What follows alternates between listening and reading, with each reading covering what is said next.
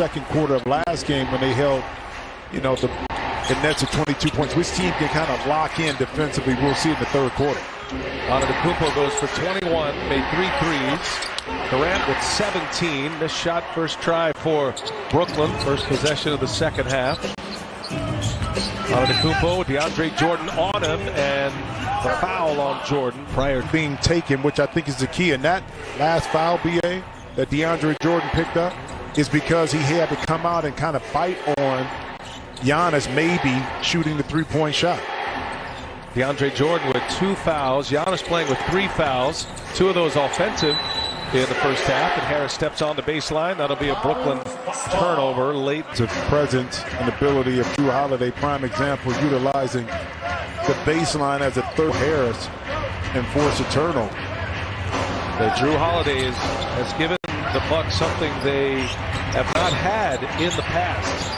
Eric Bledsoe is a terrific player, but Holiday brings a little extra to the party, and the Bucks recognize that. They signed him to a 4-year extension. Holiday missed 10 games in February with health and safety protocols. He has been terrific since the All-Star break, averaging 19 a game as Kyrie Irving knocks down a jumper.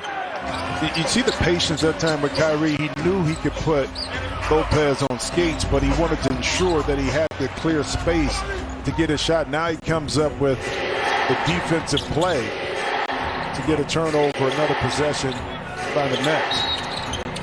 Lopez on Durant, just bodies him up. The straightaway three-pointer for Durant. And, you know, if you go back to that illustration, what separates the big three there is Kyrie champion, Durant champion.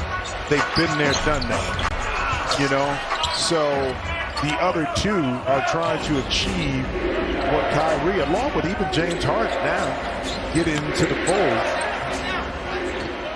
I love your point last night, watching you on NBA TV with Greg Anthony and Matt Weiner, as Holiday can't finish it. But the idea that whoever finishes in the top seed probably not going to have to go through 2 of the heavy upset.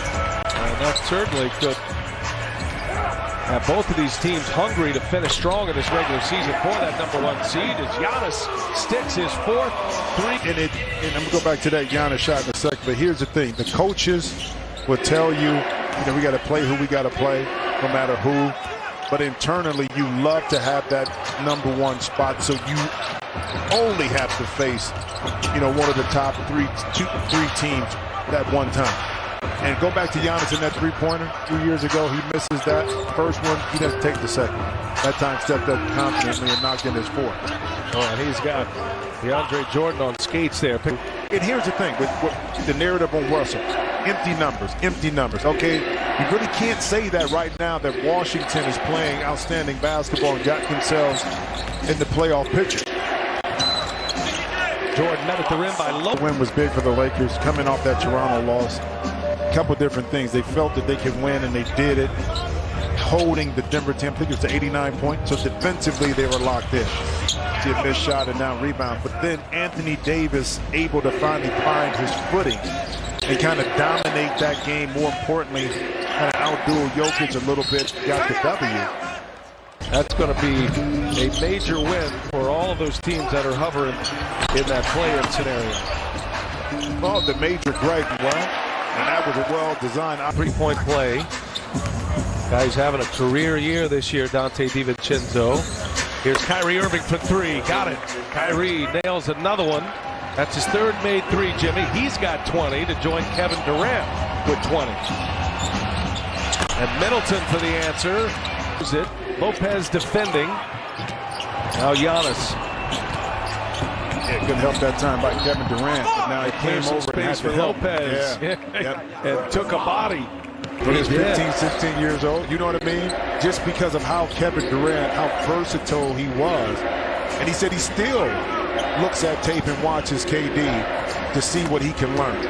I love Rachel Nichols had the interview with Giannis on the ABC broadcast Sunday, and he quickly, they talked about going back and forth. Giannis and KD did, Rachel, and she, that's the right question, but Giannis did not want to stir that up any further. He said, no, I don't go back and forth with 2 players. And Giannis Antetokounmpo has patterned his game after Kevin Durant, especially in those formative years when he arrived and was starting to grow into a guy who was getting minutes on the floor.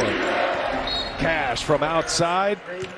Playoff implications, rising up the Eastern Conference leaderboard. Right now, Milwaukee 3.5 back of Brooklyn, but a win tonight for the Bucks. They'd be 1 back in the loss column.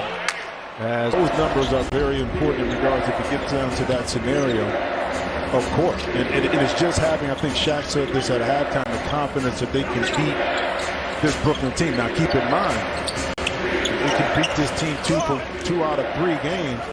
But so that's the asterisk we need to put behind that if that is to be the case. Kevin Durant all the way, goes coast to coast after the turnover. Nets have been one of the great finishing teams in the NBA. Long range 3, no good. DiVincenzo comes crashing in. Durant hits the deck. Of the 80s, or some of the better defensive teams, but if they can figure out ways to get stops in critical moments, keep the game within balance, they have 3 guys that can close out the game to get you that W. Landry Shamet misses a 3. Feels like the Nets are going to be a team that's going to go up a couple of ticks defensively when you get into a playoff scenario, days off between games.